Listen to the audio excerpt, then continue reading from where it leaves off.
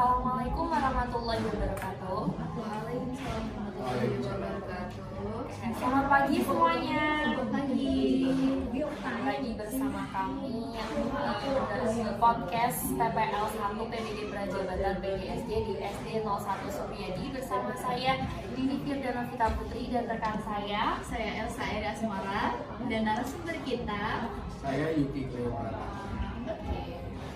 Hari ini kita akan membahas topik yang sangat menarik, yaitu tentang bagaimana sih pembelajaran di SD Supriyadi 01 Semarang ini. Langsung saja yuk kita tanya-tanya ke Pak Yuki. Halo Pak Yuki, bagaimana? Halo Mbak, alhamdulillah sehat. Alhamdulillah. Hari ini kita mau tanya-tanya pendapat nih Pak Yuki Boleh. tentang bagaimana sih pembelajaran di SD 01 Supriyadi. Ini saya sudah menulis beberapa pertanyaan poin pentingnya, nantinya mungkin bisa dapat Iya. Semoga bisa membantu ya. Kalau boleh tahu Bapak mengajar kelas berapa ya? Saya mengajar kelas 6D. Untuk pembelajaran di kelas 6D ini tujuan pembelajaran yang Bapak susun ini seperti apa Pak? Jadi begini Mbak, kalau kita menggunakan kurikulum merdeka, kita memang harus ada CP. Nah, karena CP itu kan nanti per fase. Fase A itu kelas 1, 2, fase B, kemudian fase C itu kelas 5 dan 6. Itu nanti kita di awal pembelajaran itu kita harus duduk bersama dengan guru kelas 5 dan 6. Agar apa? Agar CP ini tidak menjadi rancu. Jadi nanti setelah CP dari Kemendikbud itu kita bedah, kemudian nanti kita jadikan TP, nah, tujuan pembelajaran. Sehingga nanti tujuan pembelajaran yang ada di kelas 5, terutama kontennya atau materinya, itu nanti tidak bertumbukan dengan yang ada di kelas 5. Gitu. Nah, kemudian setelah menyusun TP, baru kita nanti mengalurkan dalam ATP atau alur tujuan pembelajaran. Ya, orang-orang sering menyebut sebagai silabus, tapi sebetulnya tidak. ATP itu sebetulnya sederhana. Artinya nanti TP-TP yang sudah kita bentuk itu mau kita breakdown di bab berapa. Karena kan itu kurikulum merdeka, jadi pemerintah memberi kebebasan melalui CP. Dan CP itu ada indikator kompetensi dan ada konten atau materi di dalamnya.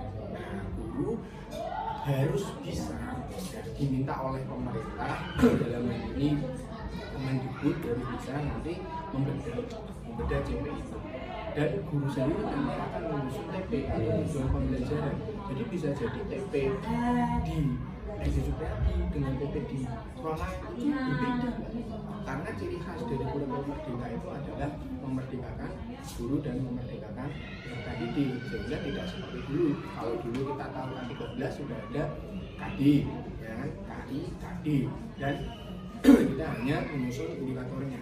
Jadi KD-nya materinya sudah disediakan, tinggal menyusun indikatornya. Kalau sekarang itu pemerintah hanya menyediakan CP, ya, CP yang terbaru itu 033 kalau tidak salah tahun 2024 yang terbaru. Nah, itu nanti jadinya jangan sampai salah ketika nanti praktek belajar CP-nya gunakan CP yang terbaru sehingga nanti tidak menjadi satu hal yang rancu. Karena nanti ketika kita sudah mengajar, TP itu menjadi bahan yang penting karena itu adalah kompetensi yang akan dicapai oleh peserta didik kita. Jadi TP itu nanti kompetensi dan bisa jadi pun setiap kelas di sini gurunya berbeda juga. Tapi kalau kita samakan di fase C kelas 5 dan 6, TP atau kompetensi yang akan dicapai di bab ini adalah ini, di bab ini. Di kelas 6 dan 5 itu tidak bertabrakan materinya, sehingga jelas yang di kelas 5 jangan sampai diajarkan guru seperti itu. Terima kasih Pak. Kan kita berkaitan dengan kayak cara menyesuaikan peserta didiknya biar tahu kemampuannya sesuai dengan tujuan pembelajarannya bagaimana. Nah, kita kan punya namanya KKTP, kriteria penuntasan tujuan pembelajaran. Nah, kita harus di situ kita melakukan adanya asesmen bahwa dan menetapkan kemampuan tadi berdasarkan kebutuhan belajar. Kalau yang dulu ketika bintang kurikulum merdeka yang lama itu kan gaya belajar, tapi sekarang tidak gaya belajar, tetapi diluaskan kembali dengan kebutuhan belajar. Nah, nanti kita sesuaikan dengan KTP-nya, lalu asesmen formatif, gitu. Karena kan nanti pada pelaksanaan pembelajaran itu kan diferensiasi ada tiga ya, diferensiasi proses, konten, maupun konten. Itu tidak harus semua kita laksanakan. Diferensiasi itu bukan berarti setiap pembelajaran kita harus diferensiasi proses, harus diferensiasi konten, harus diferensiasi produk. Semua tidak. Diferensiasi itu boleh mempunyai salah satu pembelajaran. Boleh kita nanti diferensiasi prosesnya. Misalkan ternyata setelah kita asesmen awal, kelompok yang ini lebih senang belajar dengan cara melihat video.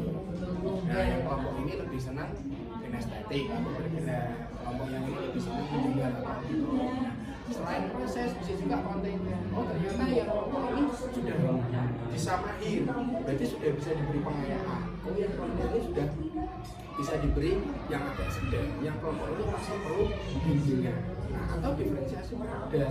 Nah diferensiasi produk itu tujuan pembelajaran sama, misalkan contohnya membuat teks infografis yang sederhana yang sudah saya lakukan, mulai dari perancangan teks eksplanasi kemudian membuat menjadi infografis. Nah itu saya memberi kebebasan kepada adik saya, silakan kamu mengambil tema apa, dari saya bikin banjir atau tanah longsor atau proses terjadinya pelangi atau proses terjadinya hujan.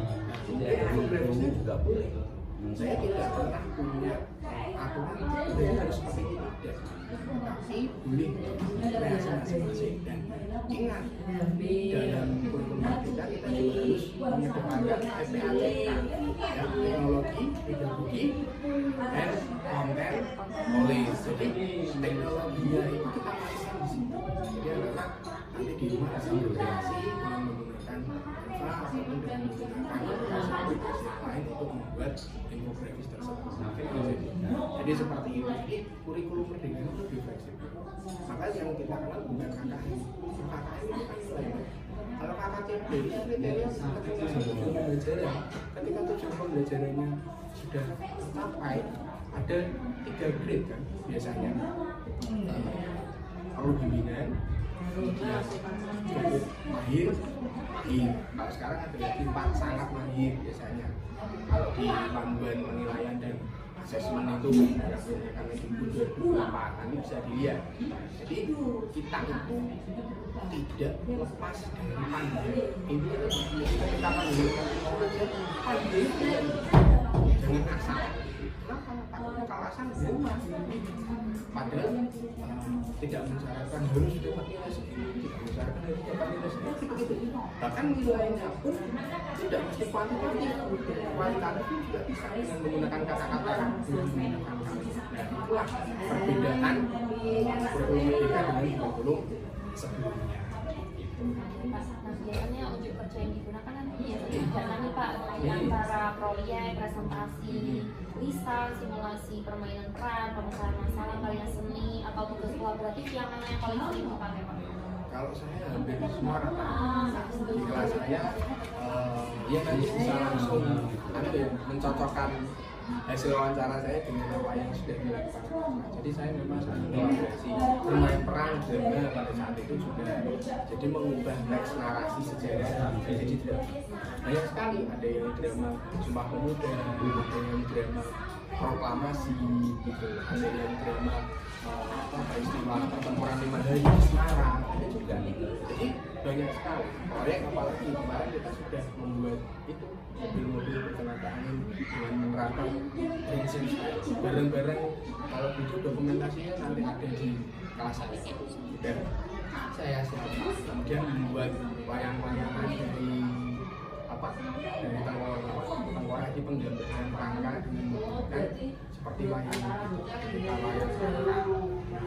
dengan bisa oh ternyata pembelajaran di sekolah dasar seperti ini, karena memang kan rata-rata ada kebanyakan yang bukan dari jurusan PGD ya. Jadi nanti biar bisa oh ternyata ke SD-an ini seperti ini, dunia SD ini seperti ini. Biasanya pendekatan yang Bapak gunakan apa sih dan apa aja hambatannya gitu? Pendekatan, baik. Kalau pendekatan dalam pembelajaran kan sebenarnya ada banyak ya. Iya. Ada tematik, kemudian ada pendekatan PPACK, ada saintifik, ada menggunakan STEM. Ya, kita menyesuaikan saja dengan peserta didik kita dan menyesuaikan juga dengan mata pelajaran yang kita ampuh. Nah, semisal kita mau melakukan pendekatan STEM pada pembelajaran IPA, bisa kan melibatkan lingkungan, kemudian teknologi. Nah, kan itu bisa masuk. Kemudian kalau misalkan kita mau pendekatan yang lain, misalkan pendekatan tematik kayak yang kurikulum 2013 dulu, kita mengkaitkan pembelajaran yang satu dengan pembelajaran yang lain. Nah, sekarang dengan adanya P5 ini menjadi lebih mudah untuk mengaitkan pembelajaran yang satu dengan pembelajaran yang lain gitu. Jadi nanti ketika mungkin jenengan terjun di lapangan, P5 ini jangan dianggap sebagai proyek gebrakan satu kali selesai, tapi tidak. P5 ini adalah sebuah pembelajaran proses yang berbasis proyek dan ada waktu rentangnya.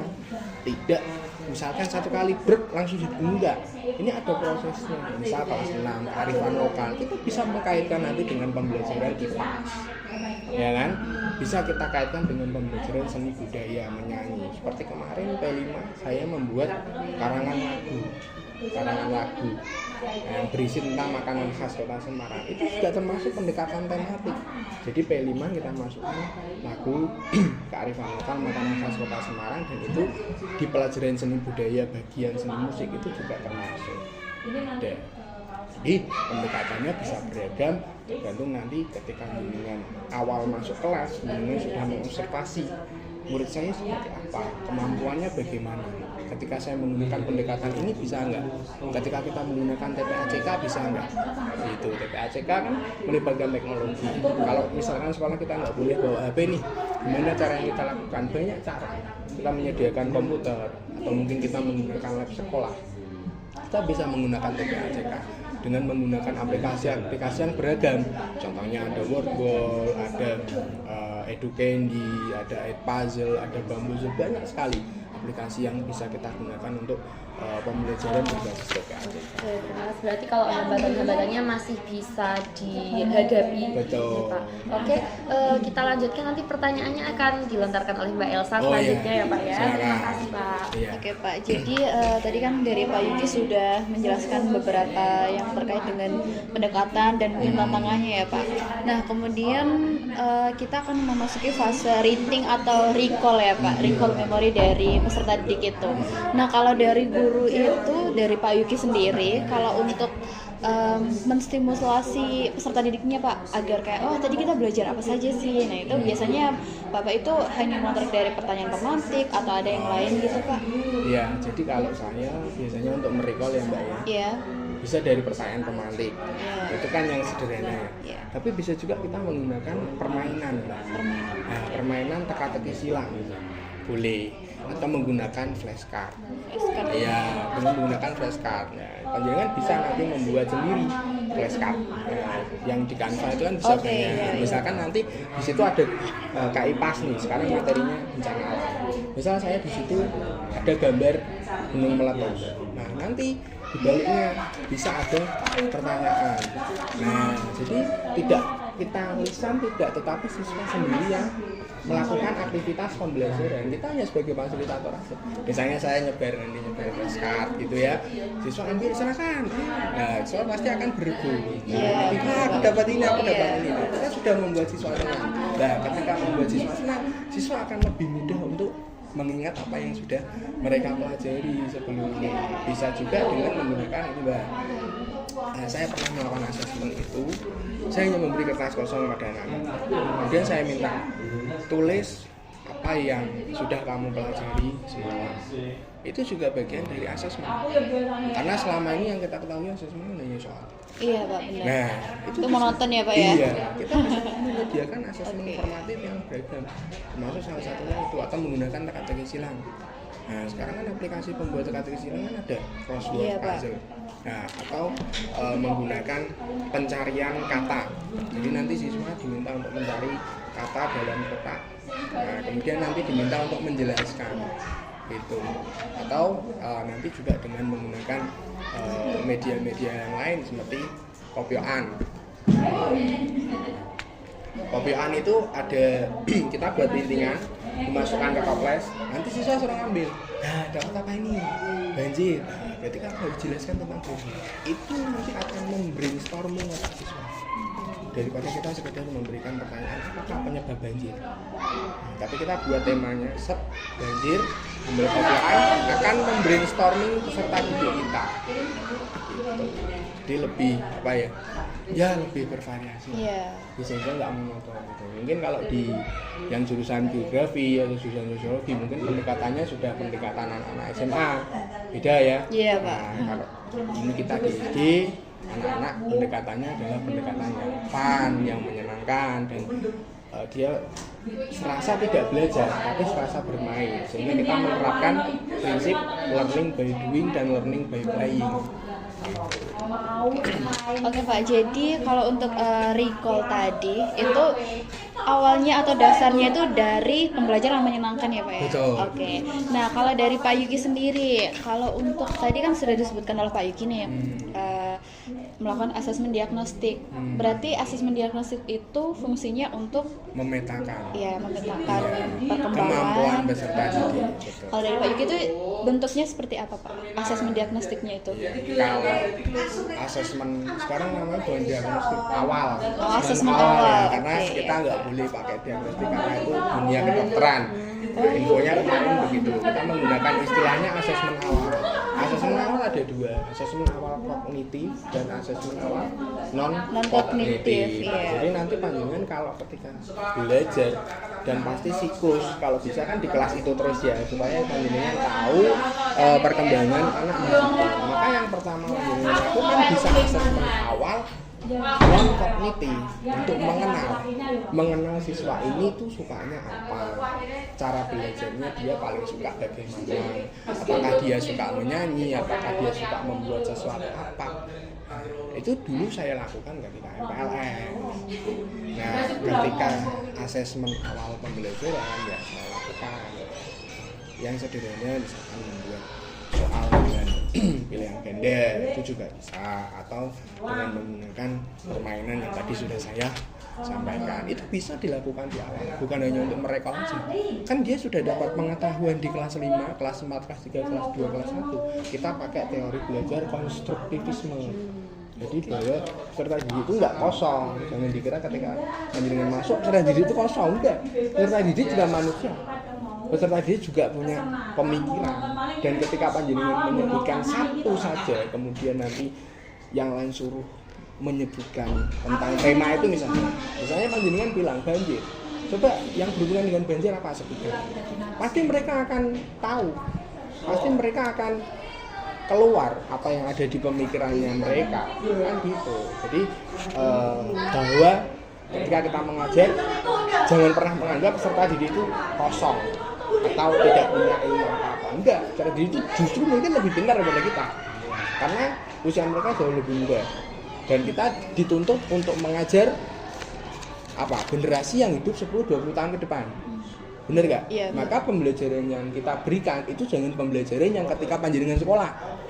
Ketika saya sekolah tidak ada laptop, tidak ada Canva ya, jadi belajar masa kini ya bukan dengan cara belajar konvensional atau tradisional, kan begitu.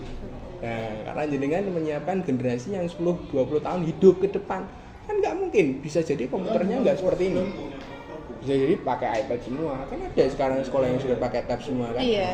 Nah, itu bisa jadi besok nggak usah bawa buku, bawa tab cukup. Nah, itu makanya jenengan harus lebih inovatif nantinya dalam mengembangkan pembelajaran gitu ya. Oke. Baik Pak, selanjutnya ya Pak. Nah tadi Pak Yuki kan sudah merancang rencana pembelajaran sebelum masuk ke kelas. Betul. Nah kemudian pasti kan ditemukan ya Pak suatu problem atau mungkin masalah yang tidak sesuai dengan rencana yang sudah direncanakan oleh Pak Yuki. Nah kalau Pak Yuki menanggapi hal tersebut itu bagaimana Pak? Iya, begini Pak. Kita itu sebagai guru kan ya, istilah Jawanya itu dalang ora kelangan lakon gitu ya. Iya. Jadi kita memang perlu melakukan namanya improvisasi pembelajaran. Nah, ketika nanti panjenengan ditempatkan misalkan di kelas awal atau di kelas tinggi, nah itu nanti jenengan harus memahami dulu karakteristik peserta didik. Hambatan yang terjadi di kelas itu sebagian besar karena kita tidak memahami karakteristik peserta didik dan kita belum menguasai kelas, itu pasti. Tapi kalau kita sudah menguasai kelas, hambatan itu bisa dikurangi paling tidak 80-90%. Ya kan? Misal kita men-setting kelas itu dari modul ajar yang sudah kita buat, kita akan melakukan praktikum. Praktikum seperti kemarin saya membuat boneka mobil bertenaga angin dari balon itu. Nah, hambatan apa yang terjadi? Hambatannya ternyata peserta didik ada yang mobilnya tidak bisa berjalan. Nah, lalu apa yang kita lakukan? Nah, kita tetap mencoba untuk peserta didik itu biar mencoba terus. Nah, tapi nanti ketika waktu sudah berakhir, ketika waktu sudah berakhir ternyata 1 jam itu tidak cukup, ya sudah, kita katakan baik, yang belum bisa nanti boleh dicoba lagi di pertemuan selanjutnya. Nah, seperti itu. Itu juga sebagai contoh antisipasi atau improvisasi dari pembelajaran. Kita tidak harus memaksakan ketika praktikum itu bisa kan? Enggak kan? Percobaan itu bisa aja gagal kan? Nah, kemudian kita memberikan pengetahuan kepada peserta didik kita bahwa yang namanya percobaan itu kan tidak harus selalu berhasil. Ya kan? Dan percobaan itu kan pasti akan selalu dilakukan berulang-ulang. Kalau tidak berulang-ulang, tidak mungkin Einstein menemukan lampu. Nah, itu kita masukkan sisi itu. Nah, maka kita sebagai guru harus selalu belajar. Karena kalau kita mengajar tapi tidak belajar, maka kita akan hanya fokus pada materi atau konten. Padahal konten itu di luar sana sudah banyak sekali. Peserta didik saya sudah mengenal namanya AI, ChatGPT, Gemini. Mereka saya kenalkan, silahkan boleh pakai ini. Nah, tapi kita sebagai eksekutor yang terakhir yang menentukan.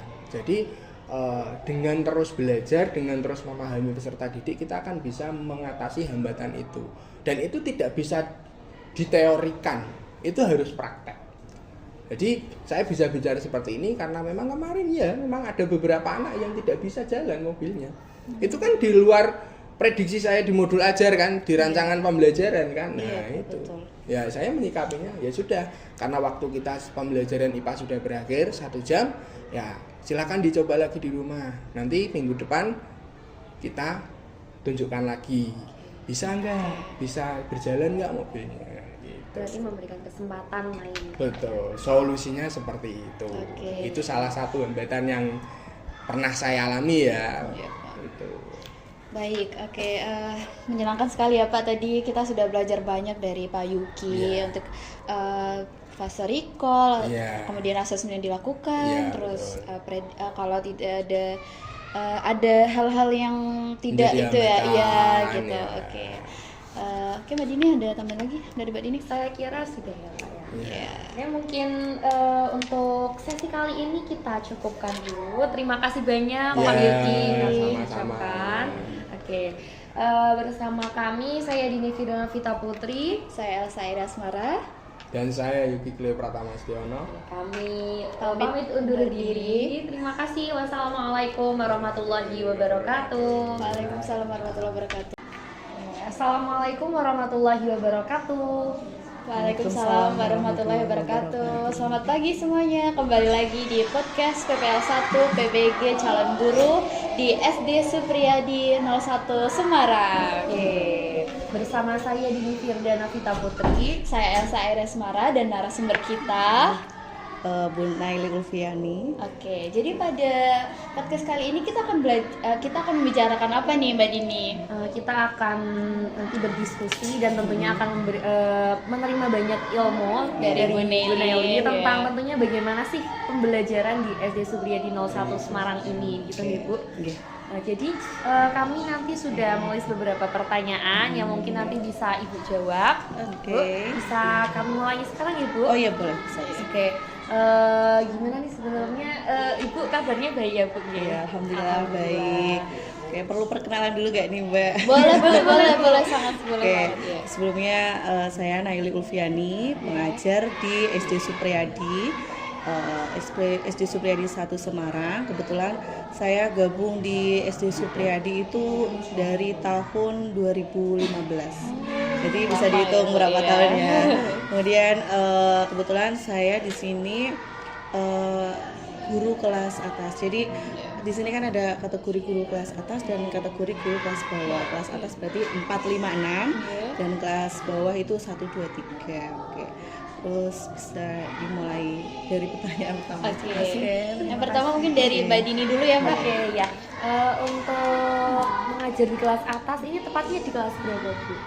Kalau sekarang tahun ajaran ini saya di kelas 4. Kemarin itu 3 tahun di kelas 5, ini baru awal lagi di kelas 4. Sebelumnya ya di kelas 4. Jadi rollingannya saya kebetulan di kelas 4 dan 5 Oh gitu. oke. Saya lanjutkan ya Bu. Oke. Untuk tujuan pembelajaran di kelas Ibu ini cara merancangnya bagaimana Bu? Nah, tujuan pembelajaran di kelas saya itu yang pertama memastikan setiap siswa dapat mencapai potensi maksimalnya dan merasa termotivasi dalam proses belajar. Kemudian tujuan lainnya bisa menciptakan pembelajaran yang sesuai dengan karakteristik dari siswa saya seperti kesiapannya, minatnya, dan gaya belajarnya. Kemudian tujuan pembelajaran juga diharapkan dapat membantu siswa dalam memenuhi kebutuhan bakat dan minatnya. Selain itu juga meningkatkan motivasi dari belajarnya siswa itu. Oke, terima kasih Bu. Nah, untuk unjuk kerja kan itu Iya. biasanya ada 6 nih, di Iya. antaranya ada proyek, kemudian presentasi lesan, kemudian simulasi atau bermain peran, pemecahan masalah, karya seni, dan tugas kolaboratif. Nah, di antara 6 itu mana sih yang sering Ibu gunakan di kelas Nah, Ibu? kebetulan di SD Supriyadi ke-6 unjuk kerja tersebut itu dipraktekkan semua oleh guru yang ada di Supriyadi. Jadi kan selain ada guru kelas juga ada guru bidang studi. Jadi kolaborasi antara guru kelas dengan guru bidang studi pun sama-sama menggunakan ke-6 unjuk kerja tadi. Misalnya kalau di kelas saya yang saya ampuh, saya lebih sering memakai kayak simulasinya ada. Terus tadi ada apa Mbak, bermain peran ya? Iya. Ada bermain peran juga. Nah itu saat bermain peran itu anak-anak sangat antusias dan senang. Apalagi kalau pembelajaran yang diselipkan ada gamesnya. Nah anak-anak itu makin senang juga. Apalagi dengan games itu ada poinnya. Nah itu tambah makin membuat siswa tambah antusias kembali. Oke, nah kira-kira hambatan apa sih Bu yang pernah Ibu hadapi ketika melibatkan peserta didik diterapkan ke tujuan pembelajaran tadi, itu hambatannya apa aja? Seringnya itu hambatannya tuh kadang waktunya. Jadi misalnya kita karena di sini ada beberapa bidang studi, otomatis kan jamnya nggak satu hari full itu jamnya saya ya. Jadi ada jamnya bidang studi juga. Jadi misalnya saya sudah merancang pembelajaran sedemikian rupa, ternyata waktunya 2 jam pelajaran itu kurang. Jadi udah keburu ada bidang studi masuk. Jadi kan kita kendalanya di situ karena sedang asik dengan pembelajaran tapi udah kejeda gitu. Nanti biasanya dilanjut lagi setelah jam bidang studi itu selesai, nanti dilanjut lagi gitu sih Mbak. Berarti untuk mengatasinya dilanjutkan di lain waktu. Iya. Atau biasanya menggunakan jam setelah bidang studi. Oh iya. Oke Bu. Kemudian bagaimana cara Ibu memantik para siswa untuk aktif nih dalam tujuan pembelajaran yang Ibu rancang? Nah, kebetulan siswa karakteristik dari siswa SD Supriyadi itu rata-rata tuh aktif dan anaknya tuh pengen tampil semua. Jadi sekali kita kasih pemantik ya, semuanya tuh pengen, saya juga mau jawab. Apalagi kalau disuruh maju, hampir semuanya tuh pengen maju gitu. Karakteristiknya memang anaknya tuh percaya diri. Berarti memang dari latar belakang anaknya sudah memiliki percaya dirinya tuh di sini luar biasa gitu. Paling dari satu kelas itu yang anak kurang percaya diri hanya hitungan jari 1 atau 2 gitu. Yang lainnya tuh pengen semua, pengen mencoba semua. Jadi kadang itu kalau dikasih pemantik itu ya kok aku nggak kebagian. Nah, nanti untuk biar dia nggak putus asa, tenang nanti ada jatahnya kalian semua. Jadi kadang siapin pertanyaannya tuh ya banyak, jadi biar semuanya itu ikut merasakan gitu, ikut menjawab juga karena pengen tampil semuanya itu. Berarti pertanyaannya juga disesuaikan dengan Dengan, tingkat iya. kemampuan siswa. Betul.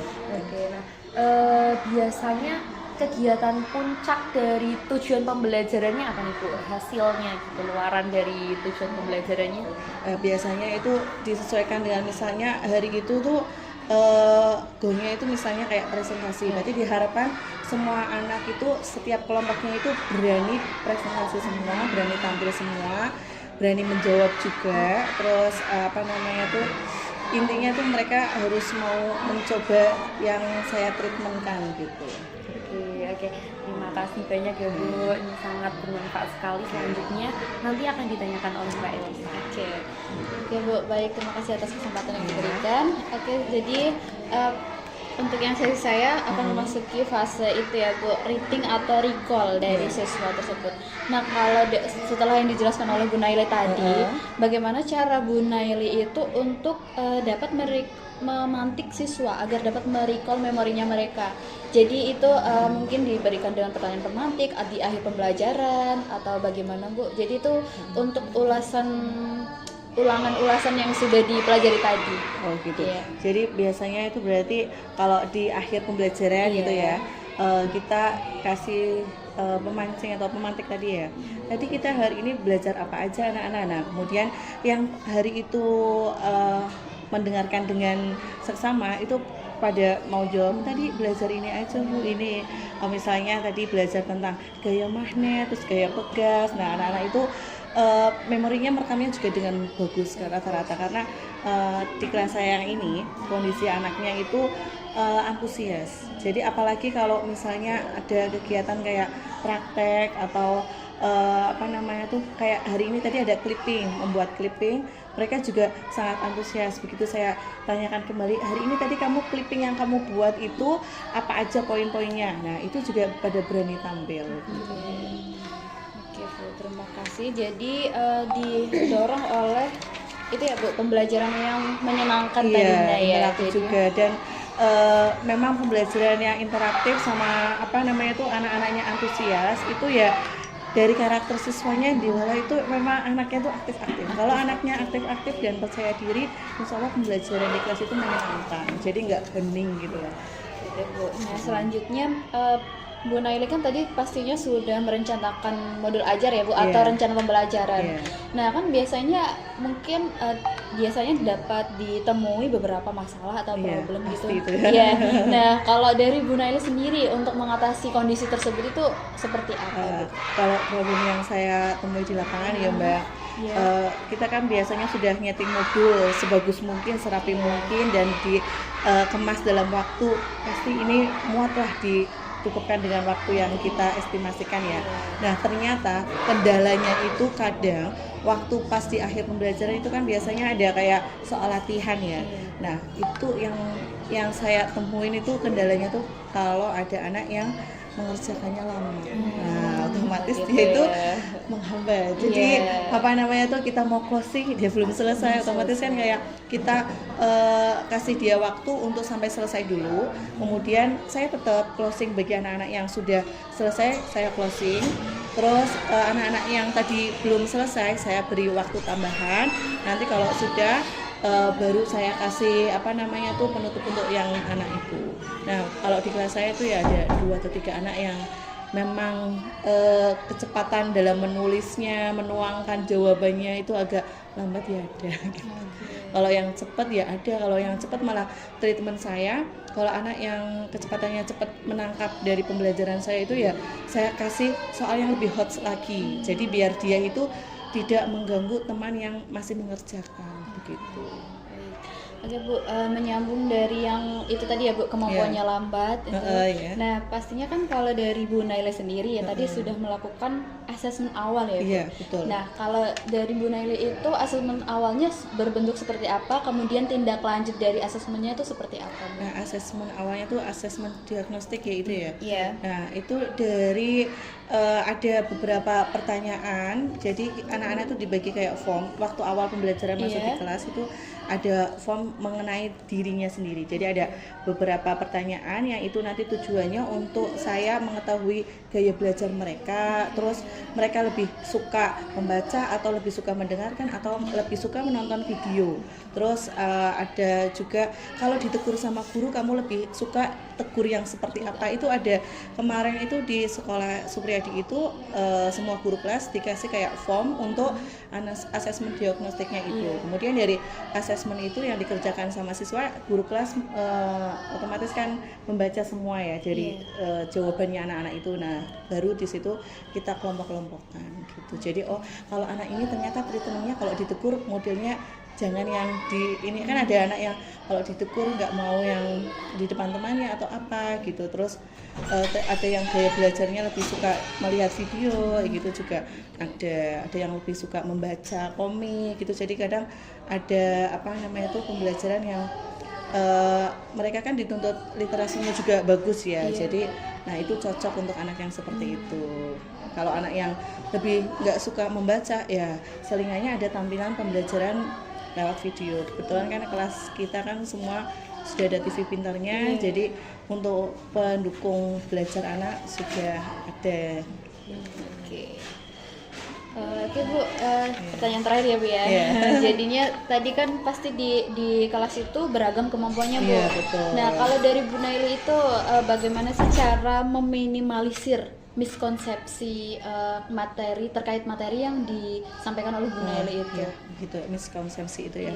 Nah kalau pas di pembelajaran saya pas waktu menerangkan, saya tuh nggak yang terburu-buru. Jadi misalnya kalau menerangkan materi itu ya, pas diterangin, saya pastikan dulu anak-anak yang mohon maaf yang kemampuannya agak lambat itu, saya pastikan dulu tanya, Mbak hafal bisa beneran ini apa yang Bu Neli sampaikan, mudah nggak, paham nggak, memastikan. Nah nanti cara memastikannya kembali saya kasih treatment pertanyaan kembali. Nah kalau dia connect dengan pertanyaan yang saya berikan, berarti saya bisa lanjut. Tapi kalau belum, saya nanti kasih apa namanya itu penjelasan lebih detailnya lagi gitu. Berarti yang diutamakan yang kemampuan lambat terlebih dahulu ya Bu ya? Iya, soalnya kalau dia paham berarti insya Allah yang lain juga paham gitu.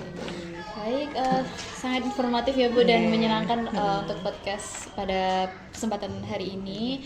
Dari saya sudah cukup. Dari Mbak Dini ada pertanyaan lagi? Sepertinya Bu ini sangat-sangat informatif bermanfaat dan kami juga dapat informasi banyak sekali ya Bu ya.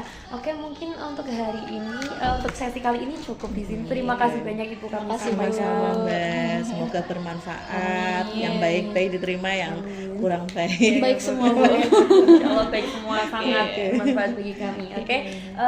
Untuk sesi kali ini mungkin cukup sampai di sini. Kami pamit undur diri. Saya Dini Firdana Vita Putri. Saya Elsa Erismara.